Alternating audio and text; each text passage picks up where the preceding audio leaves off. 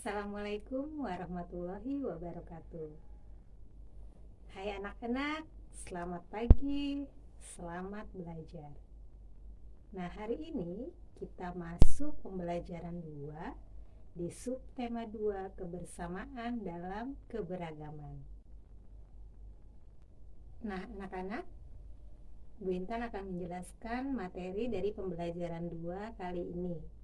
Ya, kalian sudah siap mendengarkan? Siapkan buku pelajarannya, buku temanya, juga buku tulisnya. Jangan lupa kalian catat materi yang belum kalian ketahui dari penjelasan Bu Intan. Simak baik-baik ya, Nak.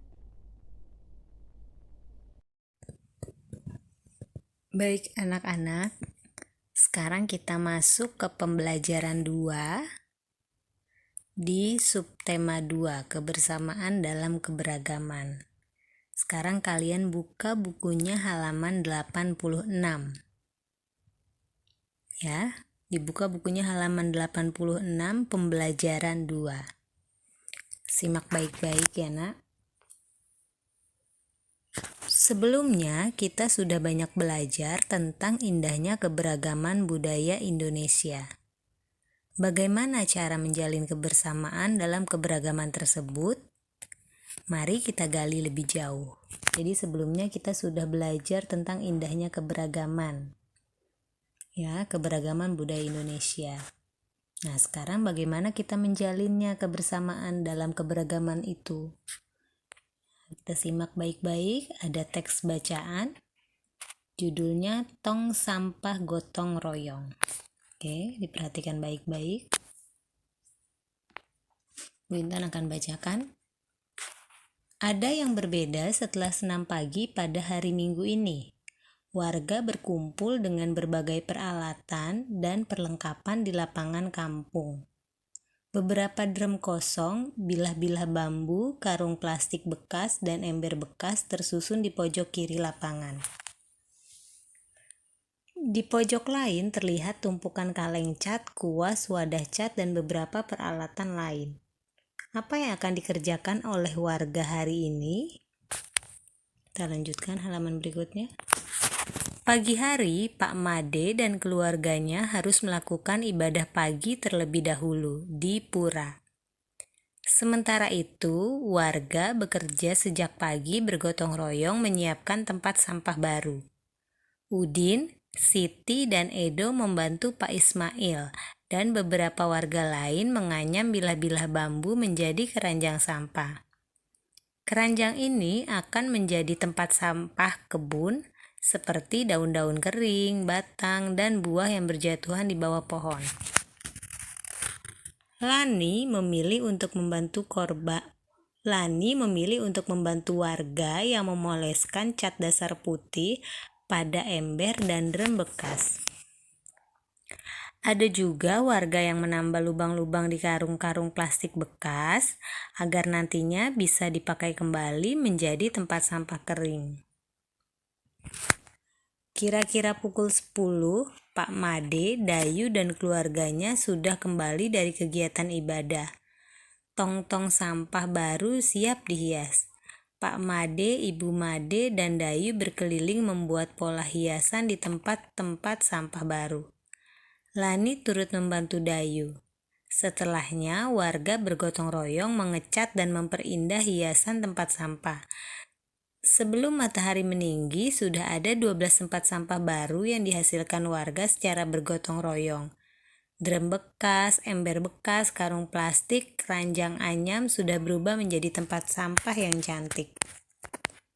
Nah, ini perhatikan tempat sampahnya.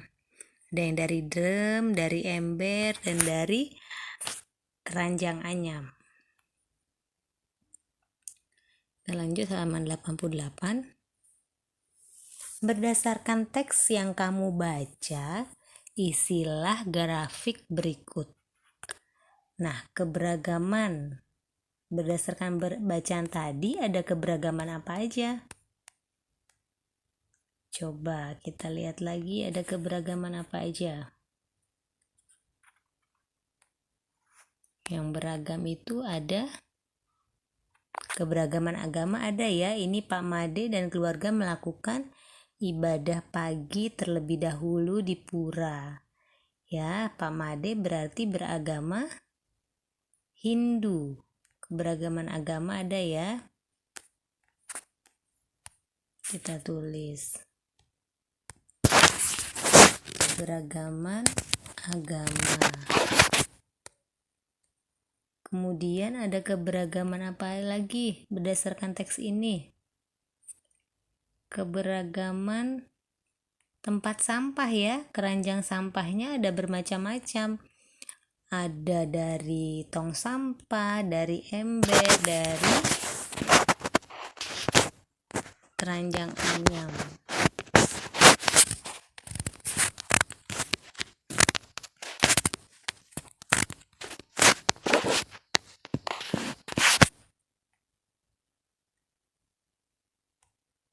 Oke, kerjasama. Kerjasamanya apa aja tadi? Membuat keranjang dan membuat tempat sampah ya.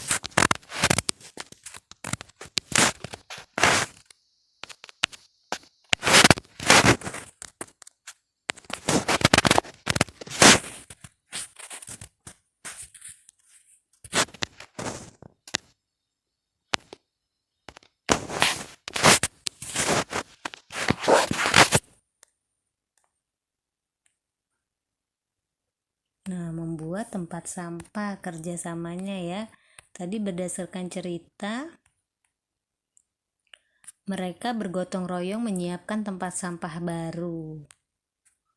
Ya. Kemudian ada apa lagi? Manfaat kerjasama. Apa manfaatnya?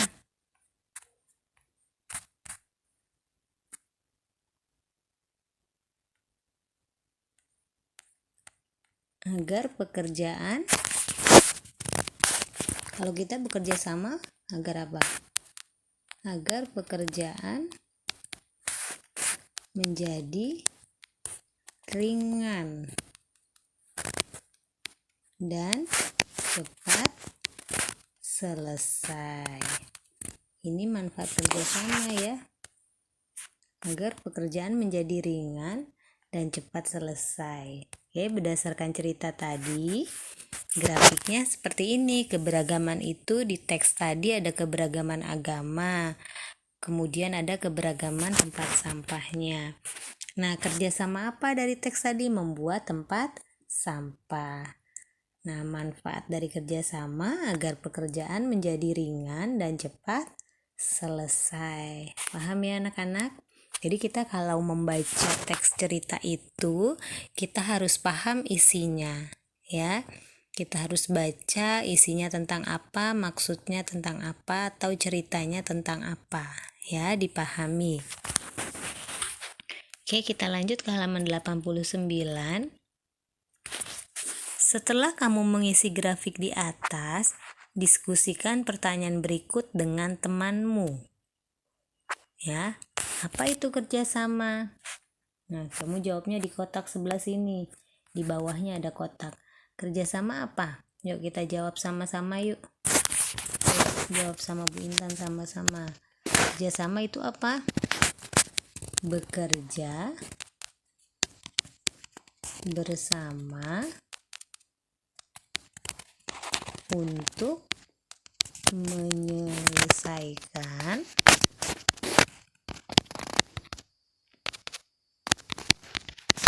suatu pekerjaan. Jadi kerjasama itu adalah bekerja bersama untuk menyelesaikan suatu pekerjaan. Ya, kita bekerja bersama, itu namanya kerjasama. Ada yang jawabannya beda? Boleh ya, beda boleh. Sekarang nomor 2, apa manfaat kerjasama? Apa manfaatnya? Coba sambil kalian pikirkan, sambil Bu Intan juga tulis, nanti kita cocokkan. Apa manfaat kerjasama?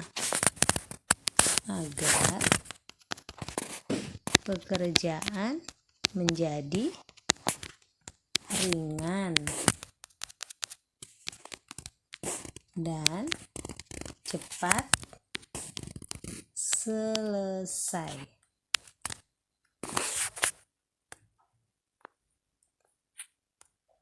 Nah, ini nomor 2 jawabannya. Agar pekerjaan menjadi ringan dan cepat selesai. Sekarang nomor 3. Bagaimana cara kita supaya kita bekerja sama dalam keberagaman? Bagaimana cara kita supaya kita bisa bekerja sama dalam keberagaman?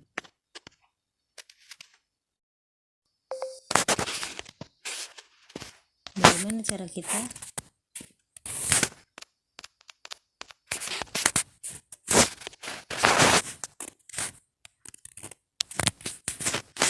Saling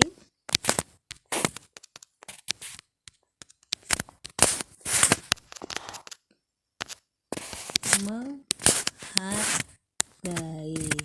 Jadi kalau kita saling menghargai dalam keberagaman itu, pastinya kita bisa bekerja sama. Tapi kalau kita tidak menghargai keberagaman, kita tidak menghargai perbedaan, kita tidak akan bisa menjalankan kerja sama, ya. Jadi bagaimana caranya? Yaitu kita harus saling menghargai, ya.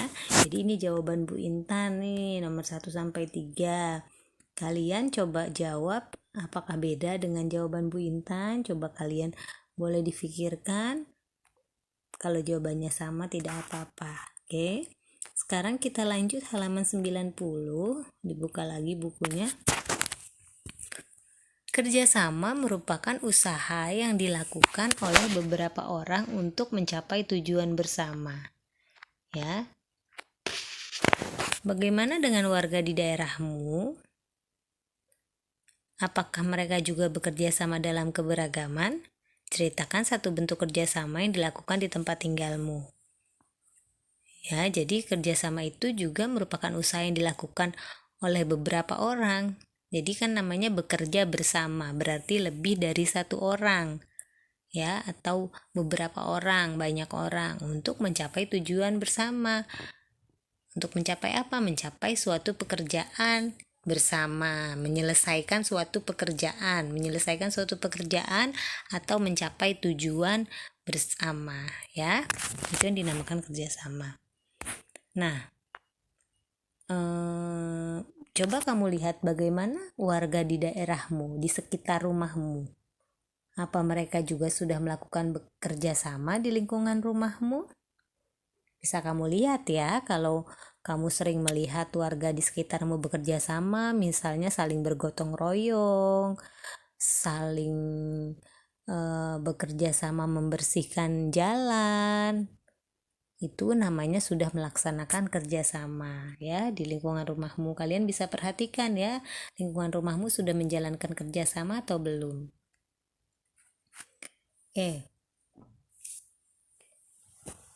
Keberagaman di lingkunganmu, ya. Jadi kan di lingkungan rumahmu pastinya penuh dengan keberagaman. Keberagaman apa? Ada agama, ada suku bangsa, ada keberagaman fisik. Pastinya kita semua berbeda, ya. 2. Memberikan satu contoh kerjasama dan menjelaskan sikap yang menunjukkan persatuan dan kesatuan saat kerjasama. Jadi, coba kamu pikirkan, kemudian kamu boleh ceritakan sama orang tuamu satu contoh kerjasama. Apa? Ya, nanti dijelaskan ke mama kamu, ke orang tua kamu salah satu contoh kerjasama, atau boleh juga kamu jelaskan ke Bu Intan, boleh. Dan kemudian kamu jelaskan sikap yang menunjukkan persatuan dan kesatuan saat kerjasama. Bagaimana sikap persatuan dan kesatuannya pada saat kerjasama, ya. Misalnya kamu saling membantu dengan tetangga yang berbeda suku bangsa, yang berbeda suku. Misalnya kamu orang Jawa, tetangga kamu orang Medan. Nah, kamu saling bantu, bekerja sama, bergotong royong membersihkan lingkungan sekitar. Itu sikap kamu menunjukkan persatuan dan kesatuan, artinya kamu bersatu, ya. Nah, manfaat kerjasamanya apa? Pekerjaan menjadi ringan, Pekerjaan cepat selesai, misalnya 1 jam jadi selesai karena kamu dikerjakannya bersama. Oke, kesimpulannya apa pentingnya persatuan dan kesatuan dalam keberagaman? Penting tidak? Penting ya, persatuan dan kesatuan dalam keberagaman. Kalau tidak, kalian tidak akan bisa bersatu. Kalian bisa marah-marahan, ya, kalau tidak bersatu dalam keberagaman, ya. Oke, kita baca ini yang diwarnain kuning. Kerjasama dalam keberagaman merupakan sikap yang harus dikembangkan, ya. Sikap tersebut akan semakin memupuk persatuan dan kesatuan jika setiap dari kita bekerja sama dengan baik.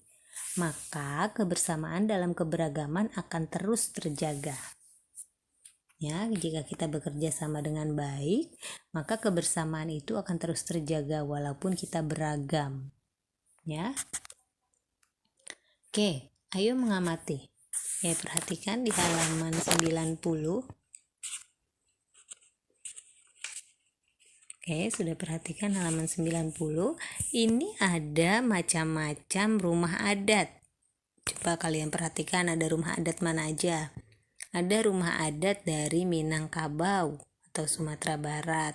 Kemudian ada juga yang dari Toraja atau Sulawesi. Ada juga yang dari Sumatera Utara.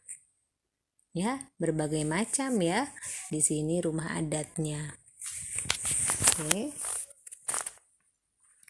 Sekarang kita lihat lagi halaman 91.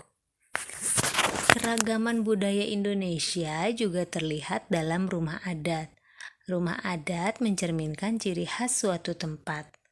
Mari amati rumah adat berikut. Jadi rumah adat itu ciri dari suatu tempat, ya. Misalnya rumah adat Rumah Gadang itu pasti ciri-cirinya rumah adat dari Sumatera Barat. Ciri-cirinya, ya. Jadi itu rumah adat itu merupakan ciri dari suatu tempat. Sekarang kita perhatikan bentuk rumah adat berikut ini di halaman 91.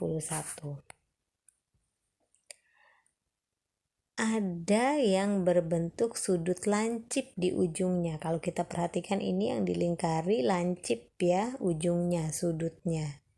Oke, kemudian ada juga yang sudutnya tumpul yang bawahnya. Jadi kalau tumpul itu tidak runcing, itu dinamakan tumpul ya. Kalau lancip itu runcing.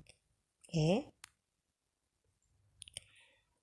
Temukan sudut lancip, tumpul, dan siku-siku pada kedua rumah adat tadi dengan cara melingkari dan memberi nama tiap sudutnya. Oke, coba kita temukan di sini. Yang sudut lancip, kita cari yang lancip-lancip di sini. Yang atas. Ini ya, ujung-ujungnya lancip. Tuh, ini lancip. Kemudian ini ujung lambangnya juga lancip ya. Oke, kemudian kalau yang tumpul di mana aja di sini?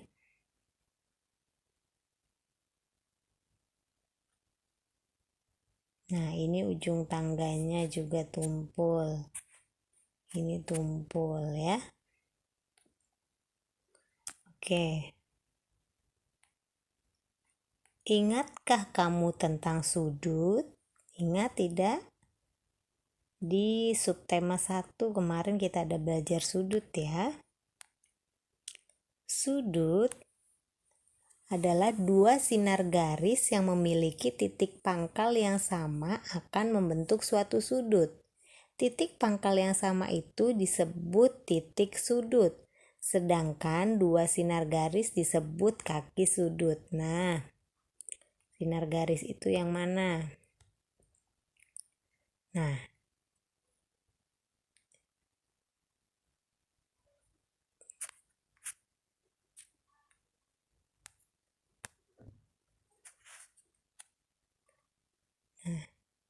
ini yang dinamakan sinar garis.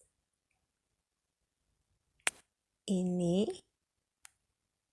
yang dinamakan titik pangkal. ya. Ini tidak sinar garis, ini yang dilingkari dinamakan titik pangkal. Nah, ini juga yang dinamakan sinar garis, ini titik pangkal bertemu. Nah, ini yang dinamakan sudut. Ya, di sini yang dinamakan, Bu Intan kasih warna merah. Ini yang dinamakan sudut. Ya. Jadi yang garis ini namanya sinar garis. Nah, titik pangkalnya bertemu membentuk sudut ya. Jadi ini yang dinamakan sudut. Oke, kita lanjut halaman 92. Jenis-jenis sudut. 1. Sudut siku-siku. Suatu sudut disebut sudut siku-siku jika kaki-kaki sudutnya tegak lurus, yaitu ukurannya adalah 90 derajat. Jadi sudut siku-siku itu yang berbentuk huruf L nih, seperti ini, tegak lurus ke atas dan ke samping.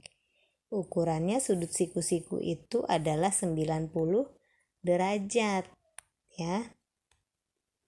Yang bentuknya seperti ini namanya sudut siku-siku. Besarnya 90 derajat. Oke. Kemudian yang kedua sudut lancip. Suatu sudut disebut sudut lancip jika ukuran sudutnya lebih kecil dari sudut siku-siku, yaitu antara 0 dan 90 derajat.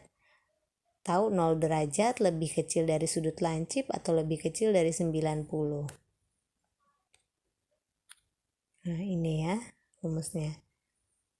Sudut-sudut berikut adalah sudut lancip. Jadi sudut lancip itu sudut yang ukurannya lebih kecil dari 90 derajat. Ya, seperti ini 7 derajat, 18 derajat, 33 derajat, 45 derajat, 70 derajat. Ya. Ini yang dinamakan sudut lancip, ukurannya lebih kecil atau di bawah dari 90 derajat ya.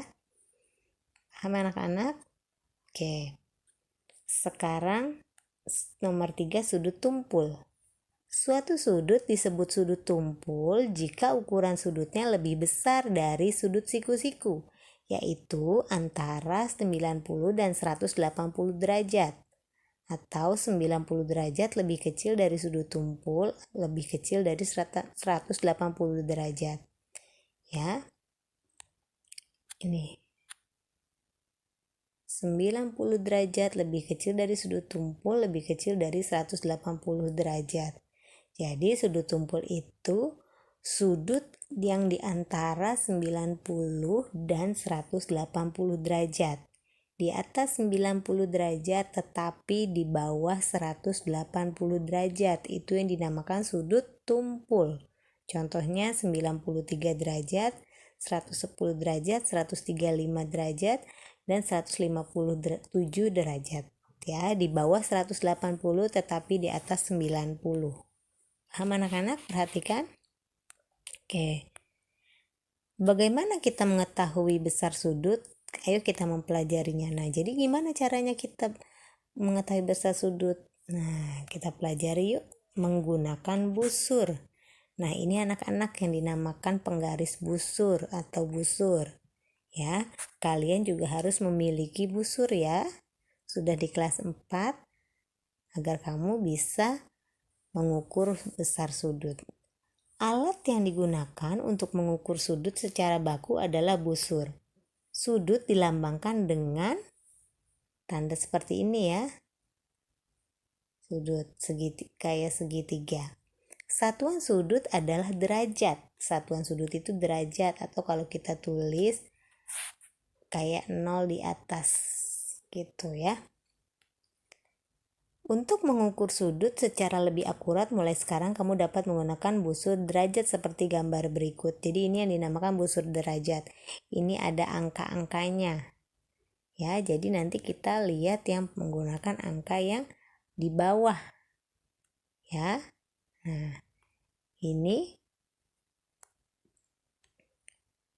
besar sudut seluruhnya garis lurus yaitu 180 derajat nih garis lurus.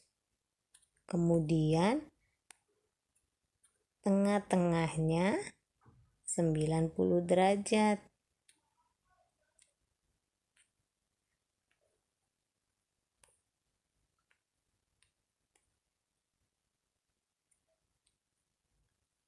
Nah, ini 90 derajat. Membentuk sudut siku-siku. Ya, setengahnya 90 derajat. Oke. Kita lanjut lagi halaman 93. Nah, ini caranya mengukur. Kita lihat garis-garisnya di angka yang bawah. Ya, di angka yang bawah. Sekarang sudut AOB besarnya 45 derajat. Coba kita lihat. Yang mana AOB? Nah, ini sudut AOB. Titik AOB 45 derajat. Iya, karena separuhnya dari 90 derajat ya ini ya. Tuh, kita lihat tuh yang angka bawahnya 45 derajat. Di antara 40 dan 50 yaitu 45 derajat. Nah, sekarang besar sudut BOC adalah BOC.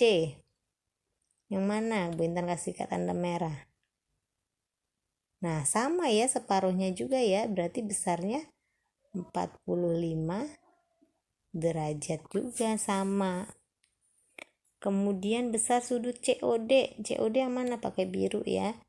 Nah, sini separuhnya juga. Berapa besarnya? Sama 45 derajat. Nah, sekarang besar sudut DOE.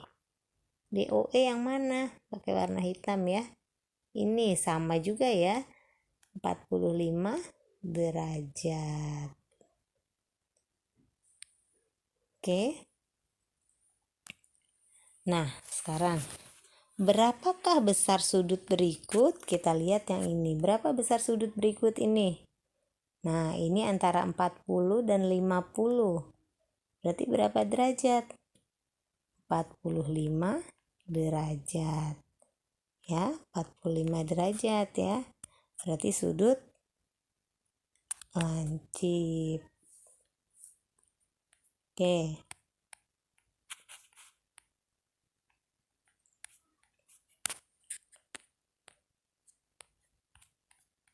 Sekarang yang sebelahnya. Nah, ini berapa? Nah, ini jelas ya. 90 derajat. Ya, itu sudut apa tadi? 90 derajat. Siku-siku.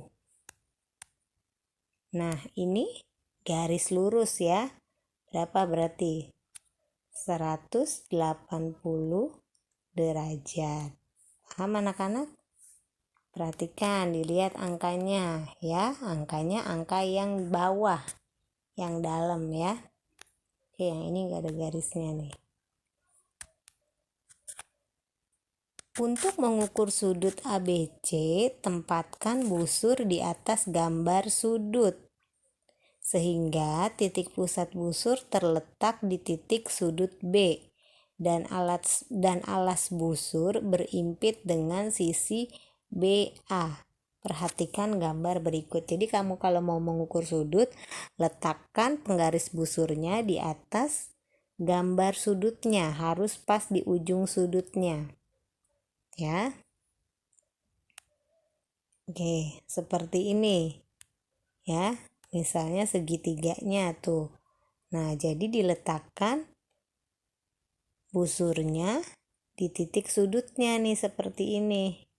Di titik sudutnya diletakkannya. Jadi baru kamu bisa mengukur sudutnya. Ya. Oke. Kita lanjut ke halaman 94. Kita menggunakan skala bagian dalam untuk menentukan ukuran sudut ABC. Kita lihat bahwa sudut tersebut berukuran 60 derajat. Kita tuliskan besar sudut ini sebagai berikut. Sudut ABC 60 derajat ya. Jadi kalau begini bacanya sudut ya, ini sudut. Ya. Oke.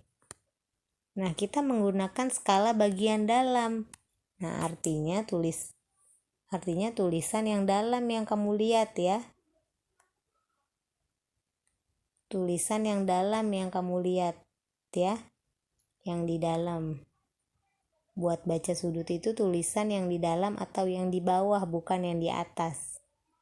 Ya. Oke. Lihatlah benda-benda di sekitarmu.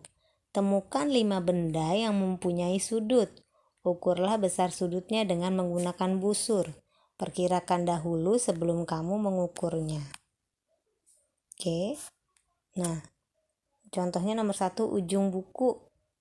Perkiraan sudutnya 90 derajat. Berarti dia sudut siku-siku. Besar sudut hasil pengukuran 90 derajat. Ini sudut siku-siku.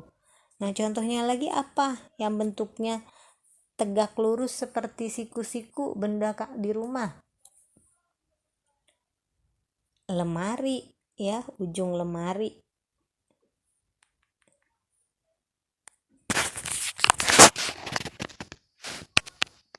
Lemari. Ujung lemari. Nah, besarnya berapa ujung lemari? Besar sudutnya 90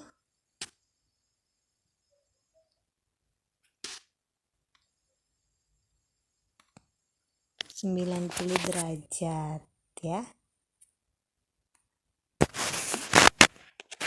Jenis pengukuran itu sudutnya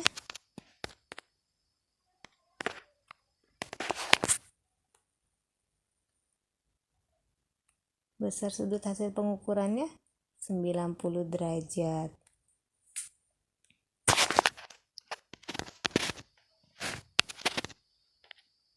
Jenis sudutnya siku-siku.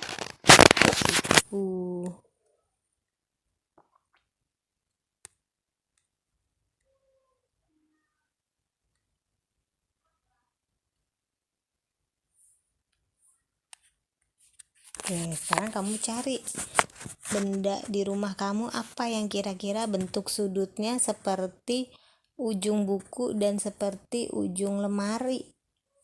Banyak ya. Kamu cari 3 lagi di rumahmu.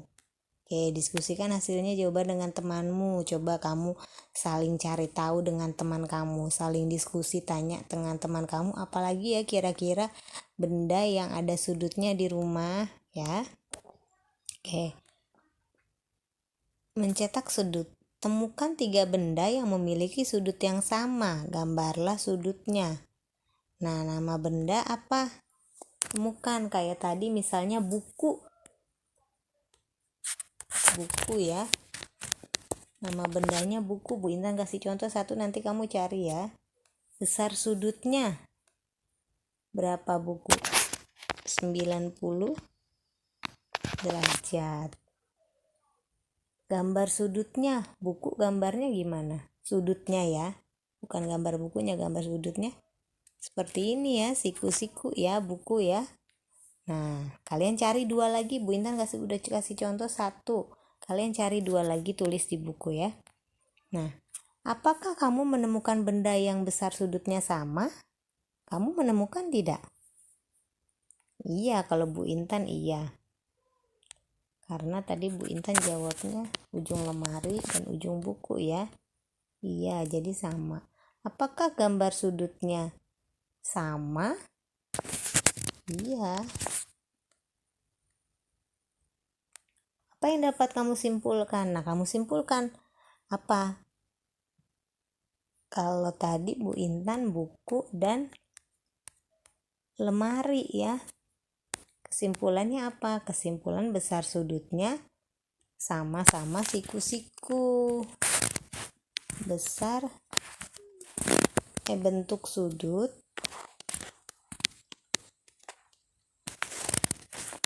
dari ujung buku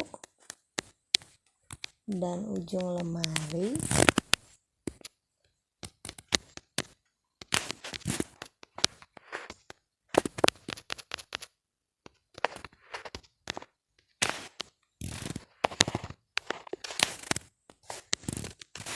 yaitu siku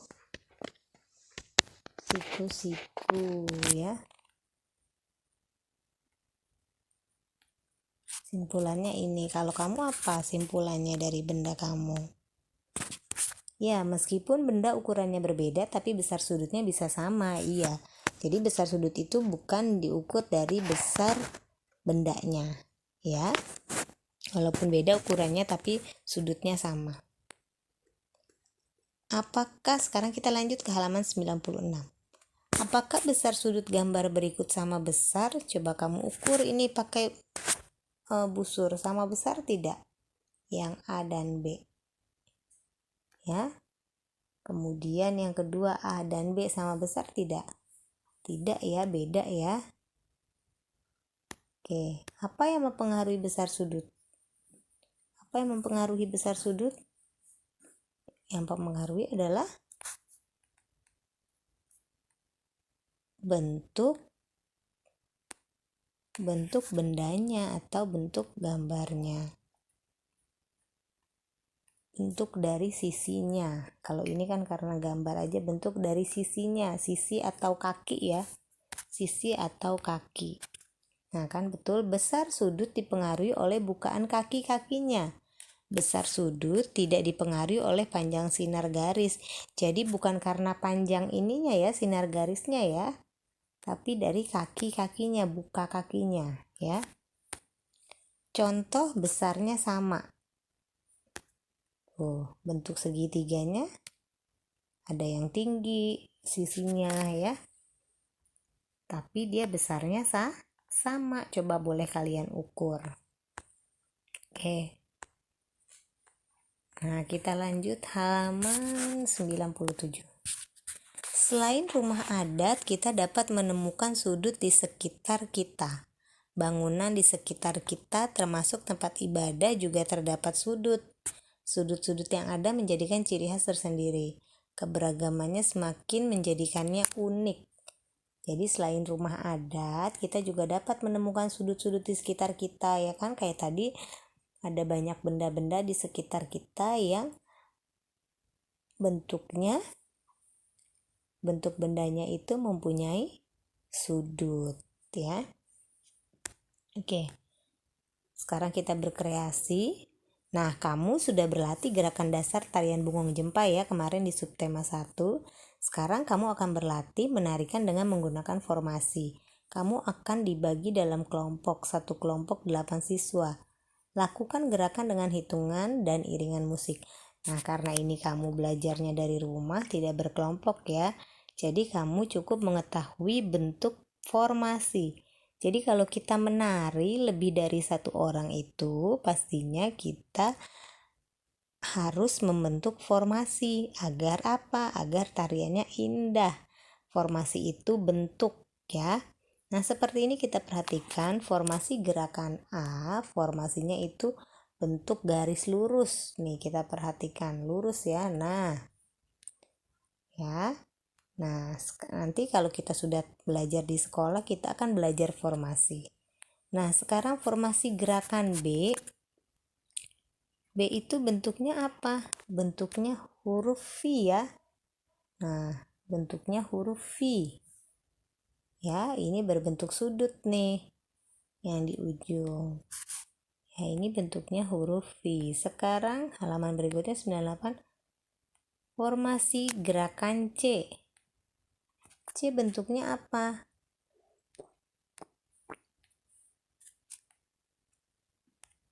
Oke. C bentuknya apa? C bentuknya lingkaran. Ya. C bentuknya lingkaran ya. Sekarang formasi D. D bentuknya apa?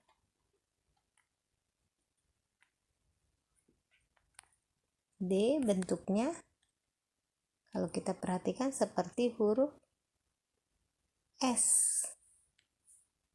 Nah, kita perhatikan seperti huruf S. Ya, yang D. Nah, sudah selesai. Jadi bentuk formasi itu bisa menyerupai bentuk huruf-huruf. Misalnya ini ada huruf S bentuknya, kemudian ada bentuk lingkaran atau huruf O, kemudian ada bentuk huruf V, dan ada sejajar atau garis lurus. Itulah macam-macam formasi di dalam tarian, ya. Ini kalau menarikannya secara berkelompok, ya. Itulah yang dinamakan formasi. Nah, sekarang kita renungkan. Nilai-nilai apa yang kamu pelajari hari ini? Nilai apa? Nilai kebersamaan dalam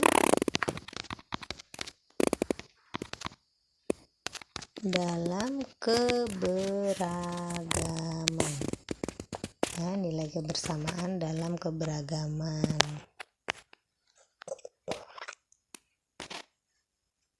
Oke. Apakah kamu sudah bisa bekerja sama dengan teman-temanmu yang berbeda? Nah, sekarang kamu tanya diri kamu sendiri, apa sudah bisa bekerja sama dengan teman-temanmu yang berbeda? Nah, ini kamu jawab dalam hati kamu sendiri ya. Oke. Sekarang kerjasama dengan orang tua. Berlatihlah tarian bungong jempa dengan orang tuamu. Mintalah pendapat mereka mengenai gerakanmu. Nah, sekarang kamu berlatih bungong jempa dengan orang tuamu, dibimbing sama mamahmu. Nanti minta pendapat mamahmu atau orang rumahmu, sudah bagus belum kamu membawakan tarian ini? Sebelum nanti Bu Intan kasih tugas membuat video tari bungong jempa. Sekarang kamu berlatih dulu ya. Oke anak-anak, sekian pembelajaran 2 hari ini. Besok kita kembali di pembelajaran 3. Baik anak-anak, demikian tadi penjelasan materi dari pembelajaran 2 di subtema 2, kebersamaan dalam keberagaman. Nah, sudahkah kalian bisa bekerja sama dengan teman-temanmu yang berbeda, baik di lingkungan rumah maupun di lingkungan sekolah? Bu Intan harapkan kalian bisa bekerja sama dengan baik dengan teman-teman yang berbeda, ya. Dan Bu Intan harapkan kalian bisa menerima pembelajaran hari ini dengan baik, sehingga kalian bisa mempraktekannya di kehidupan kalian. Demikian anak-anak pembelajaran kita hari ini. Salam sehat selalu, tetap semangat belajar.